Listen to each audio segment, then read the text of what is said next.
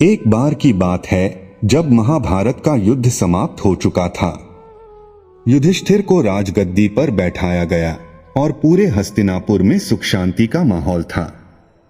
लेकिन एक दिन अर्जुन ने श्री कृष्ण से पूछा, माधव, आपने युद्ध में हमें इतनी सहायता दी, लेकिन मुझे एक बात समझ में नहीं आई। आपने कभी भी अपनी दिव्य शक्तियों का उपयोग करके सीधे हमारे शत्रुओं को पराजित क्यों नहीं किया? ऐसा करते तो युद्ध जल्दी समाप्त हो जाता। श्री कृष्ण मुस्कुराए और बोले, पार्थ, इस ब्रह्मांड का हर कार्य अपने समय और नियमों के अनुसार होता है।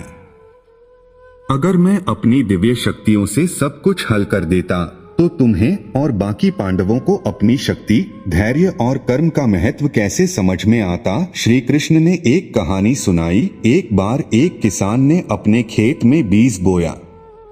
उसने दिन रात मेहनत की, लेकिन बारिश नहीं हुई।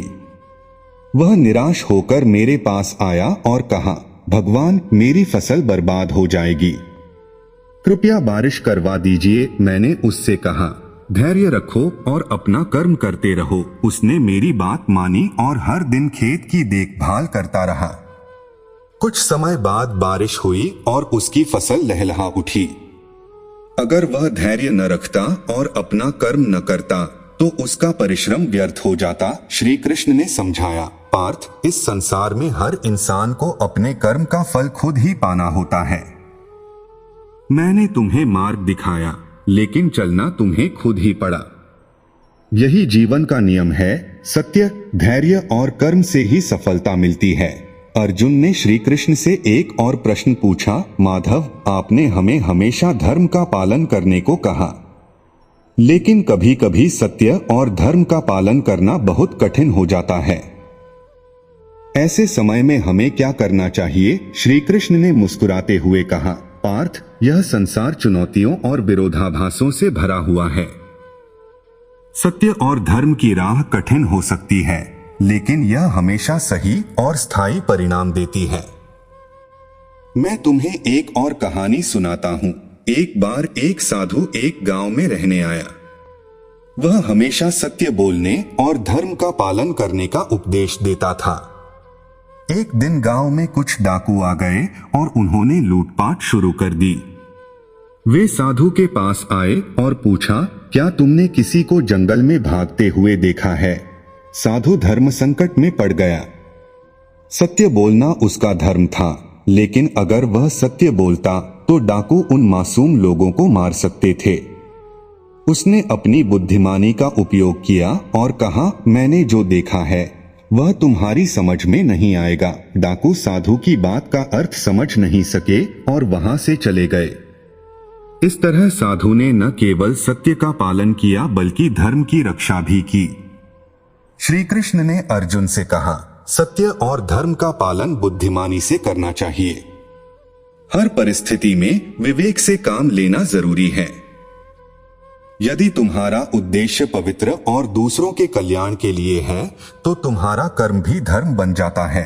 अर्जुन ने यह समझा कि जीवन में सत्य, धर्म और धैर्य के साथ साथ विवेक और समझदारी भी जरूरी है। हर परिस्थिति में सही निर्णय लेने के लिए मन शांत और दृष्टिकोण स्पष्ट होना चाहिए। श्री कृष्ण की बातें सुनकर अर्जुन ने कहा, माधव, आपने सत्य, धर्म और विवेक की महत्ता तो समझा दी, लेकिन जीवन में जब परिस्थिति हमारे नियंत्रण से बाहर हो जाती है तब हमें क्या करना चाहिए? कैसे हम अपने मन को शांत रखें और सही दिशा में आगे बढ़े? श्री कृष्ण ने मुस्कुराते हुए कहा, पार्थ, जब जीवन में परिस्थितियां तुम्हारे नियंत्रण से बाहर हो जाएं, तब दो चीजें तुम्हारी सबसे बड़ी शक्ति बनती हैं, समर्पण और विश्वास। मैं तुम्हें एक और कहानी सुनाता हूँ। एक बार एक नाविक नदी में यात्रा कर रहा था। अचानक नदी में भयंकर तूफान आ गया। उसकी नाव डगमगाने लगी और वह घबरा गया। उसने हर संभव प्रयास किया, लेकिन नाव को संभाल नहीं पाया। आखिर में उसने अपनी आंखें बंद की और भगवान से प्रार्थना की, हे प्रभु, मैं अब कुछ नहीं कर सकता, मेरी रक्षा करो। प्रार्थना के कुछ ही पल बाद एक और नाव वहां आ गई और उस नाविक को बचा लिया गया। बाद में जब नाविक ने भगवान को धन्यवाद दिया तो उसे एहसास हुआ कि जैसे ही उसने समर्पण किया और विश्वास रखा, मदद उसके पास आ गई। श्री कृष्ण ने अर्जुन से कहा, जब भी तुम अपने जीवन में संघर्ष करो और तुम्हारे सारे प्रयास निष्फल हो जाएं, तो खुद को ईश्वर के चरणों में समर्पित कर दो। समर्पण का मतलब यह नहीं कि तुम हार मान लो, बल्कि इसका अर्थ है कि तुम अपने अहंकार को छोड़कर ईश्वर पर भरोसा करो।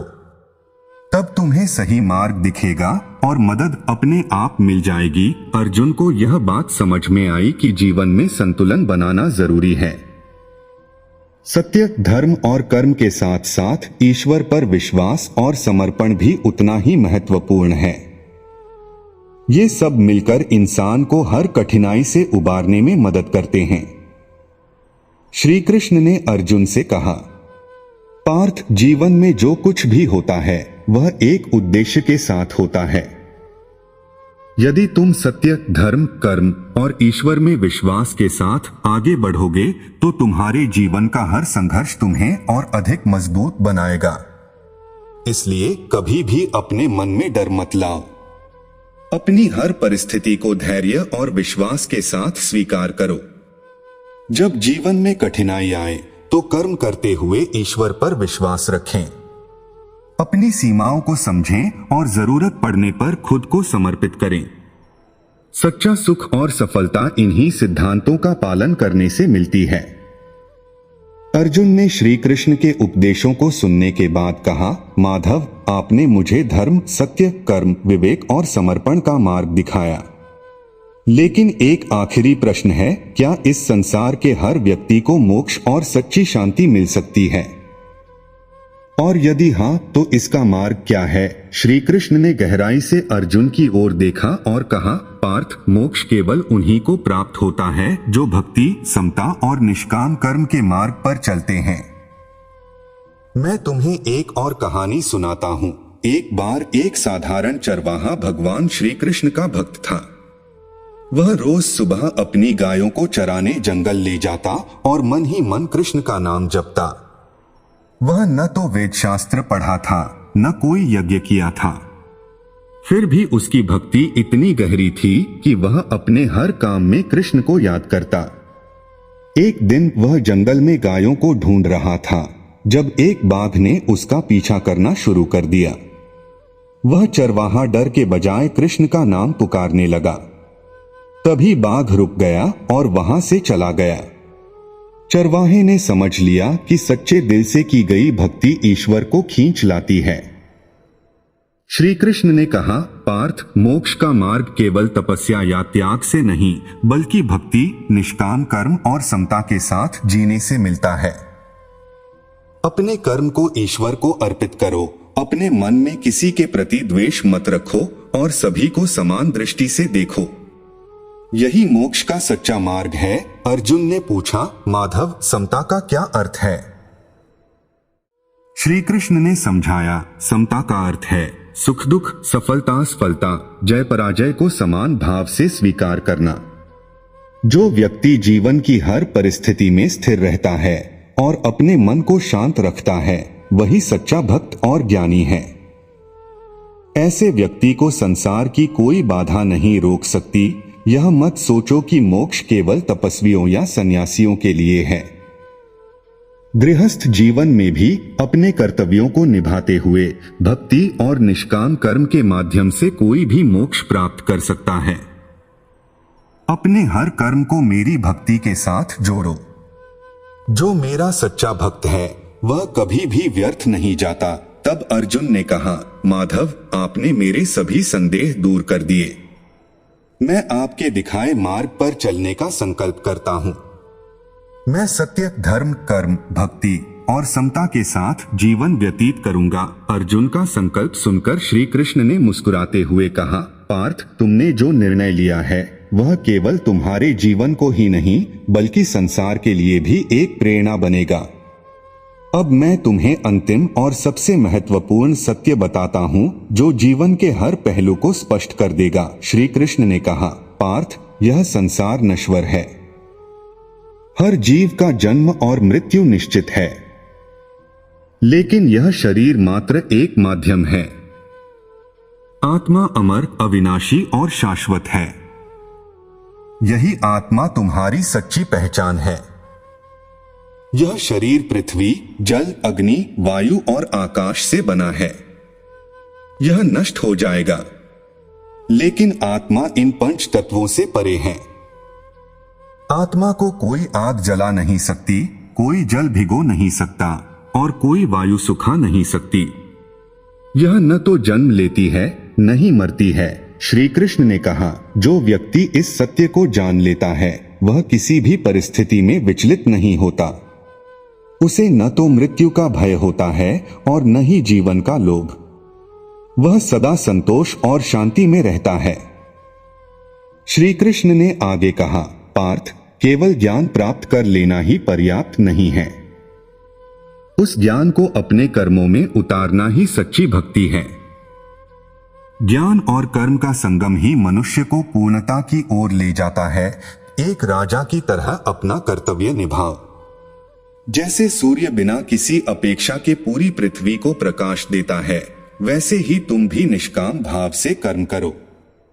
फल की चिंता मत करो, क्योंकि फल पर तुम्हारा नहीं, ईश्वर का अधिकार है। अर्जुन ने श्री कृष्ण के चरणों में प्रणाम किया और कहा, माधव, आज आपने मुझे जीवन का वास्तविक उद्देश्य समझा दिया।